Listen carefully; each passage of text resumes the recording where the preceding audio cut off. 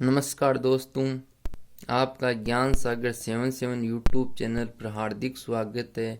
आज हम टेंस पढ़ेंगे। टेंस को हिंदी में काल कहते हैं। टेंस समय को निर्धारित करते हैं कि यह काम किस समय हुआ है, समय की अवस्था को प्रकट करता है। तो टेंस 3 प्रकार के होते हैं। 3 प्रकार कौन कौन से हैं? Present, past, future. प्रेजेंट यानी वर्तमान काल, पास्ट यानी भूतकाल और फ्यूचर यानी भविष्य काल। ठीक, तो 3 टेंस है तो तीनों के चार प्रकार है।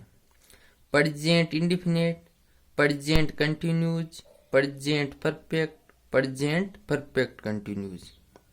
फिर ऐसे ही past indefinite, past continuous, past perfect, past perfect continuous. फिर है future indefinite, future continuous, future perfect, future perfect continues.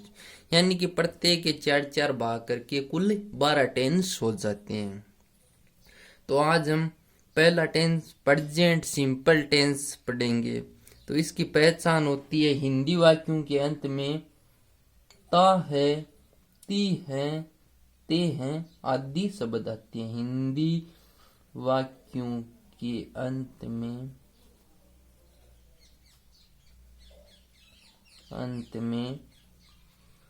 ता है, ती है, ते हैं आदि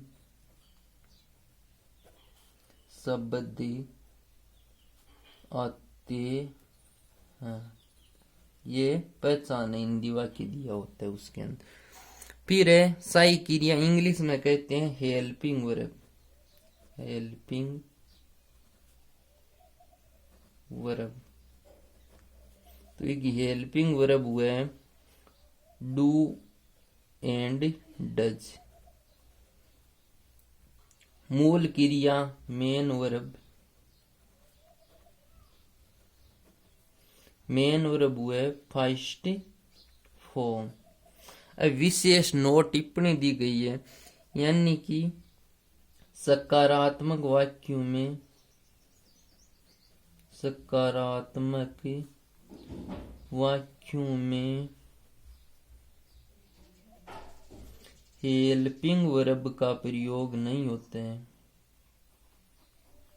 प्रयोग नहीं होता है। ठीक जी। अब है सकारात्मक वाक्य रचना। सबसे पहले सब्जेक्ट, फिर वर्ब की फर्स्ट फॉर्म, फिर कर्ता एक वचन हो तो एस या ईएस लगा सकते हैं, प्लस ऑब्जेक्ट प्लस अदर। फिर नकारात्मक वाक्य रचना है subject plus helping verb plus note plus verb की फर्स्ट फॉर्म, ऑब्जेक्ट अदर।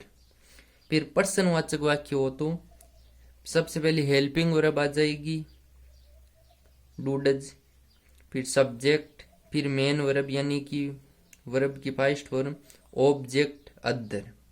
फिर प्रश्नवाचक नकारात्मक वाक्य helping verb, subject, note, verb की फर्स्ट फॉर्म, ऑब्जेक्ट अदर, ऐसे चलता रहेगा। और प्रश्नवाचक वाक्यों के अंदर प्रश्नवाचक का चिन्ह लगाना ना भूलना है।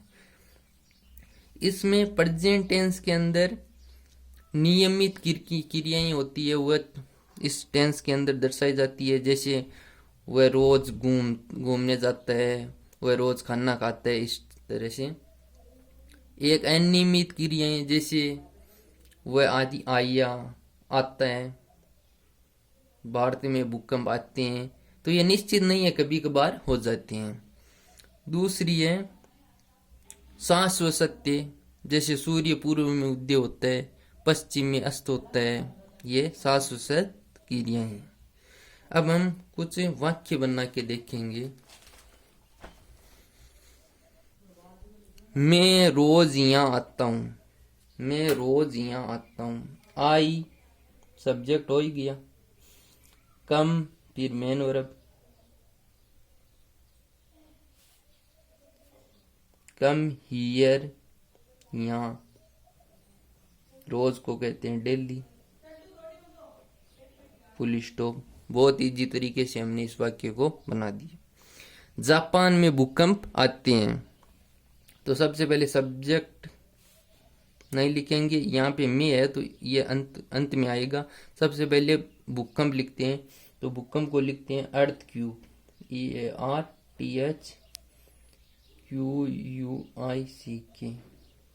अर्थ क्यूब कम इन जापान। ये भी आसानी से बन चुका है। फिर है तीसरा वाक्य, वह धूम्रपान करता है, तो वह नहीं कहते हैं ही। धूम्रपान करना है यानी स्मोक, मान लो ये वाक्य बना। फिर है सूर्य पूर्व में उदय होता है, तो सबसे पहले सूर्य द सन, उदय होना राइजेज इन पूर्व, तो इन दी ईस्ट। ठीक जी, ये भी कंप्लीट हो चुके।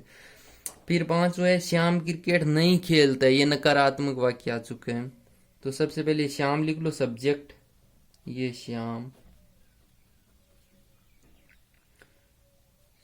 फिर है हेल्पिंग वर्ब लगेगी, ये नकारात्मक वाक्य हो गया, तो श्याम एक वचन है, एक वचन के साथ लगता है डज, सॉरी, एक वचन के साथ लगता है डज और बहुवचन के साथ लगता है डू, तो श्याम डज। फिर नोट खेलना पल्ले,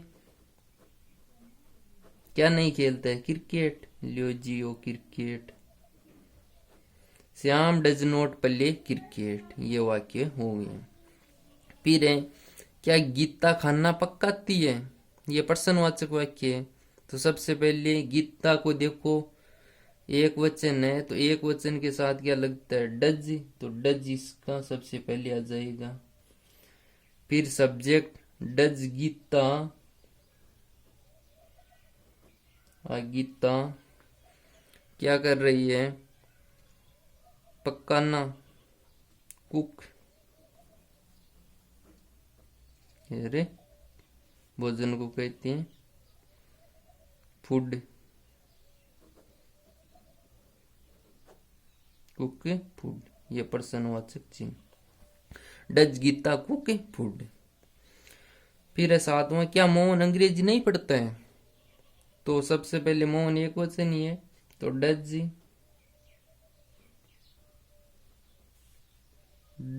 Mohan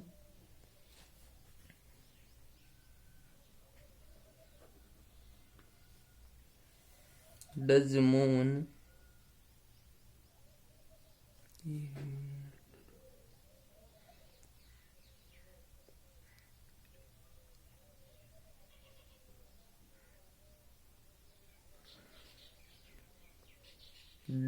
Mohan not read English.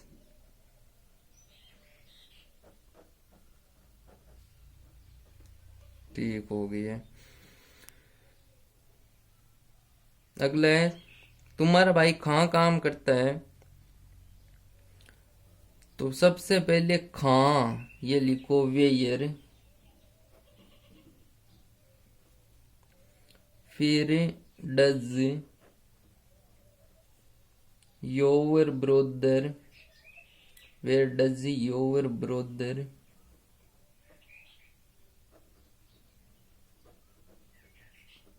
Work,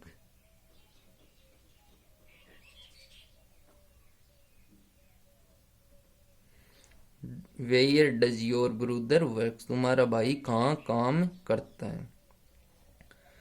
फिर है तुम कौन सी पुस्तक पसंद करती हो, तो कौन सी, सबसे पहले कौन सी को कहते हैं विच। अब ऐसे वाक्य होते हैं कौन सा, तुम्हारी गाय कितना। ऐसे वाक्यों में जिस चीज के बारे में पूछा जाता है ना वह उसके बाद लिखते हैं। तो विच बुक, फिर helping verb do, which book do you like, तुम कौन सी पुस्तक पसंद करते हो। ठीक। फिर है तुम्हारी गाय कितना दूध देती है। यह भी प्रश्नवाचक है, कितना, हाउ मच। जिनको गिन नहीं सकते उनको द्रव्य रूप में होती है, उनको हाउ मच कहते हैं, और जिनको गिन सकते हैं उनको how many. How much milk do your cow give. तो दोस्तों ये हो गए हैं पूरे 10 सेंटेंस। आशा करता हूँ कि आपको ये वीडियो पसंद आया है। मिलते हैं अगले टेंस के अंदर, तब तक के लिए जय हिंद जय भारत।